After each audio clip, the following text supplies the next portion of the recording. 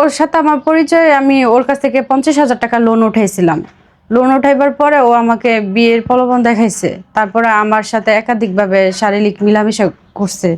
তো ও আমাকে এখন বিয়ে করতে অস্বীকার করতেছে। আমি চাই ও আমাকে বিয়ে করুক। ধন্যবাদ। আমি আসছি নেত্রকোনা মোহনগঞ্জ থেকে, আমার বাড়ি নেত্রকোনা মোহনগঞ্জ থানা। আমার একটা প্রেমের সম্পর্ক ছিল একটা ছেলের সাথে। আমাদের মোহনগঞ্জের ছেলেটা চাকরি করতো এনজিওতে। এনজিওর নাম হয়েছে পপি সমিতি, পপি এনজিও। তো ছেলের নাম হয়েছে মশিউর, ছেলের বাড়ি হয়েছে মাইমা সিং ফুলবাড়িয়া ধামর। ছেলের বাবার নাম হয়েছে শহীদুল ইসলাম আর মার নাম মালিকা বেগম। তো একটা কোম্পানি যখন লোন দেয় তখন তো ওই সদস্যটা সবকিছু অ্যাড্রেস যাই নাই তো দেয়, না যাই না তার লোনটা দেয় না। তো ও জানতো যে আমার স্বামী না, আমি একজন ডিভোর্সি নারী এবং আমার একটা মেয়ে বাবু আছে। তো তারপরে ও আশ্বাস দিছে যে আমাকে বিয়ে করব। তখন আমি বলছি যে আপনি যেহেতু বিয়ে করেন নাই, আপনি আমাকে কিভাবে বিয়ে করবেন? তো আপনি পরিবারকে নিয়ে আসেন। আমার পরিবারকে নিয়ে আসবো সময় সুযোগে। তা আমি তোমার অনেক পছন্দ করি। এইভাবে মানে একাধিক তার মানে প্রেমে আমি প্রথম পড়তে চাই নাই, সে আমাকে বাধ্য করছে তার প্রেমে করাইবার জন্য, তাকে ভালোবাসতে। হাজবেন্ড নেই তো আসলে কি কারণে নেই, বা আপনি ছেড়েছেন কিনা একটু অল্প করে যদি শেয়ার করেন। না, আমার ওইটা আমার হাজবেন্ডে মানে আগের বিষয়টা আমি সামনে আনতে চাই না। এটা ওদের ব্যক্তিগতভাবে, এটা ওদের নিষেধ। মানে আপনার সমস্যা না তো, আপনার হাজবেন্ডের না, এখানে আমাদের কারোরই সমস্যা ছিল না, এটা আমার ভাগ্যে ছিল না, কপালে ছিল না। আচ্ছা, তো ওই বিষয়টা আপনি টানতে চাচ্ছেন না? না না, আমি ওই বিষয়টা নিয়ে সামনে আনতে চাইতেছি না। মানে আপনি আলাদা কতদিন ছিলেন মানে আপনার হাজবেন্ড ছাড়া? আমি আমার হাজবেন্ড ছাড়া 2-3 বছর এরকম ছিলাম। একা? জি। এর আগেও কি কারোর সাথে 2-3 বছরে সম্পর্ক হয়েছে? না, এরকম কোনো সম্পর্ক হয় নাই আমার কারোর সাথে। মানে উনি সেকেন্ড ম্যান?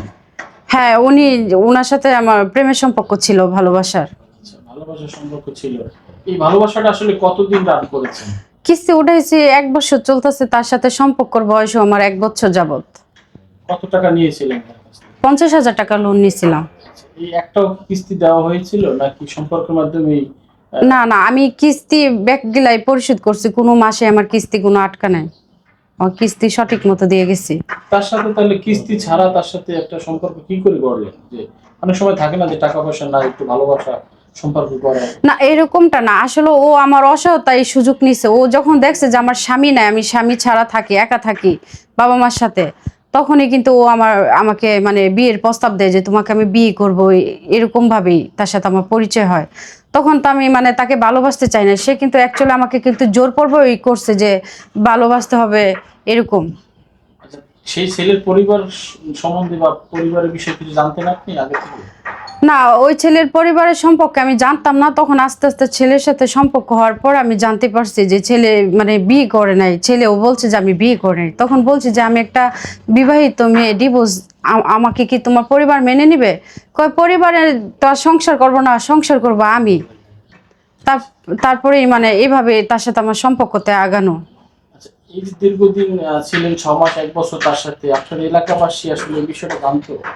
এলাকাবাসী মানে ওকে যে আমি ভালোবাসি এইটা এইভাবে জানতো না, যেহেতু ও আমি যে এলাকায় থাকতাম ওই এলাকাটা তার কেন্দ্র ছিল।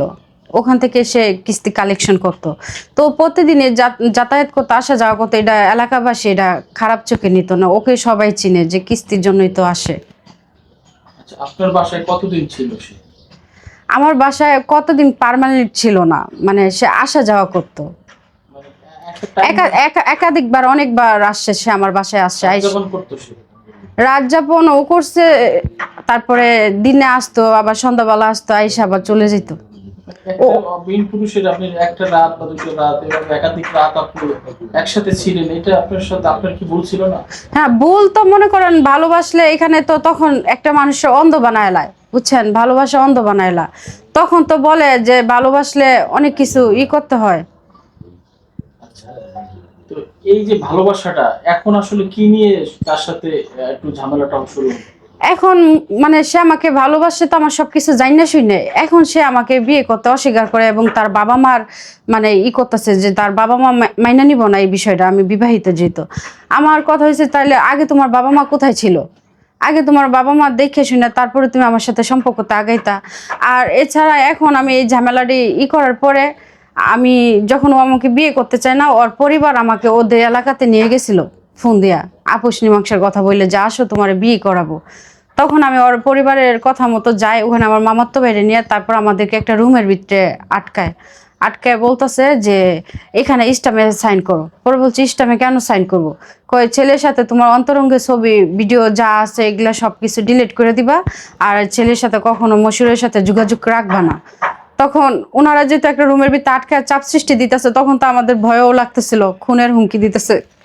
যদি ওনাদের প্রস্তাবে রাজি না হই, আমাদেরকে বলছে যে মাধবদিয়া থানাতে ধরায় দিব, ফুলবাড়িয়া থানাতে। তখন আমরা নিজেরা বাঁচার জন্য আমরা ইস্টামে সিগনেচার কইরা তারপর ওখান থেকে আইসা মোহনগঞ্জে থানাতে একটা অভিযোগ দিই। এই অভিযোগের ভিত্তিতে তারপরে নেত্রকোনা কোর্টে মামলা দিই। ওই মামলাটা এফআইআর হিসাবে গণনা করছে ম্যাডামে, ধর্ষণে নিছে। নেওয়ার পরে ও এই ধর্ষণ মামলাতে 3 মাস সে জেল খাটছে। এখন জামিনে বের হয়েছে। জামিনে বের হয়েও সে অনেক, আমার কথা যা হয়েছে আমি তো মামলাতেই বুঝতাম। সে যদি আমাকে বিয়েও না করতো, আদালতে যা শাস্তি দিত তাই আমি মাইনা নিতাম। সে তো জামিন থেকে বের হয়েও আমার বলতেছে আমি তোমাকে চাই, বিয়ে করবো, এই সেই এটা। পরে বলছে তাহলে তোমার পরিবার নিয়ে আসো, আমাকে বিয়ে করো। কয় আমার একটু সময় দাও, পরিবারকে বুঝায়। আবার ওর পরিবার বলে উল্টাপাল্টা কথা বলে আমার সম্পর্কে, খারাপ ধারণা বলে আমি ভালো না, আমি খারাপ। পরে বলছে আমি ভালো না খারাপ আপনারা আমার এলাকায় আসেন, এসে যাচাই করে দেখেন আমি ভালো না খারাপ। কিন্তু তারা যা মানে মুখ দিয়ে আসতেছে তাই বলতেছে, এবং আমাকে বলে আমি নাকি দেহ ব্যবসায়ী। ঠিক আছে, মানছি আমি দেহ ব্যবসায়ী। ওর বাবা মা কিভাবে জানে আমি দেহ ব্যবসায়ী? ওর বাবা মা কি আমার সাথে ছিল? আমি যখন ছেলেদের কাছে গেছি ওর বাবা মা কি আমার সাথে গেছিল? তাহলে ওর বাবা মা কিভাবে জানে আমি দেহ ব্যবসায়ী? একটা খারাপ মহিলা তো একটা খারাপ মহিলা সম্পর্কে জানে, তো ওই মহিলা কি আমার মতোই খারাপ ছিল নাকি? আমি এটা জানতে চাই।